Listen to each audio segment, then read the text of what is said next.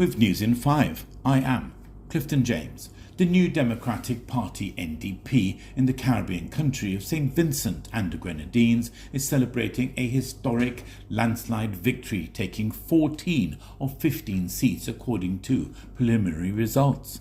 The decisive vote was a crushing defeat for the Unity Labour Party, ULP, which has been in power since 2001. The outgoing Prime Minister, Dr. Ralph Gonsalves, was the only ULP candidate to hold on to their seat in the elections where there was a severe decline in the party's previous 9-seat majority. Gonsalves, the Caribbean's longest-serving Prime Minister, will hand over the reins to NDP's Goodwin Friday.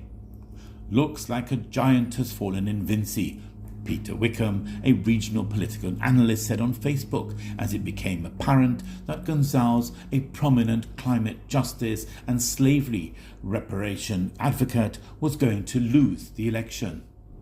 St. Vincent and the Grenadines is the only independent state among the 7-member Organization of Eastern Caribbean States not to offer citizen by investment. Emmanuel Kwashi, an international relations lecturer at the University of the West Indies, has blamed the defeat on a combination of factors. There was a lot of anti-Ralph sentiment given that he was in power for so long. Granted, he did not do a lot in terms of transforming St. Vincent and the Grenadines, he said. Senegal is at loggerheads with the International Monetary Fund, IMF, over a bailout it urgently needs to plug a gaping hole in its public finances.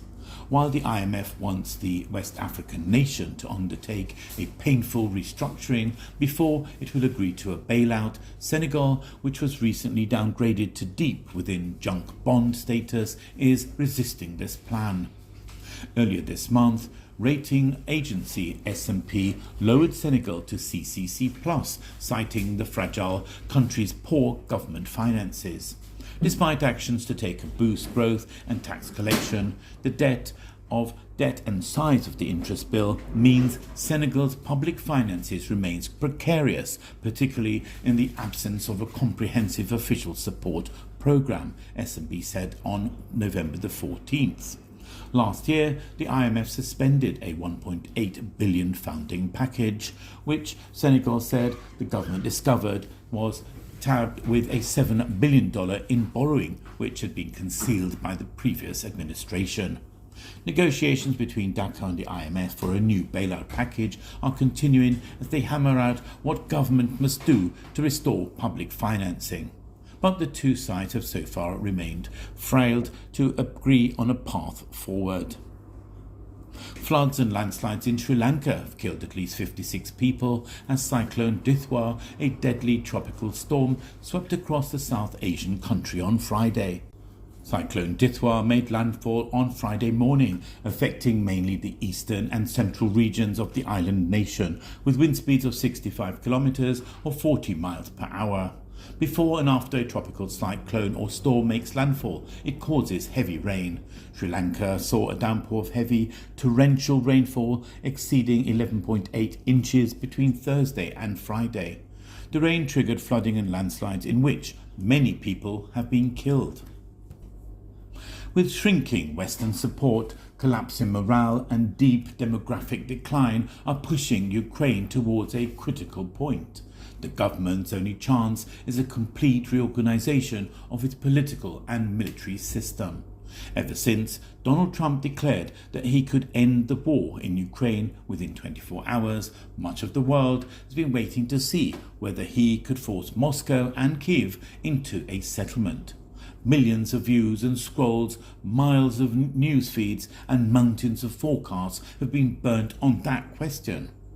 Trump fed this expectation by insisting that Ukrainian President Volodymyr Zelensky was running out of options and would eventually have to accept his deal. In reality, the opposite is true. It is Trump who has no leverage. He can threaten Nicolas Maduro with potential military action in and around Venezuela, but he has no influence over Vladimir Putin. Any sanctions harsh enough to damage Russia would also hit the wider economy, and there is not a single leader in the West willing to saw off the branch they are sitting on. armed intervention is even more implausible. From the first days of the full-scale invasion, NATO decided to support Ukraine with weapons and training while avoiding steps that could trigger a direct NATO-Russia war. That position has not changed.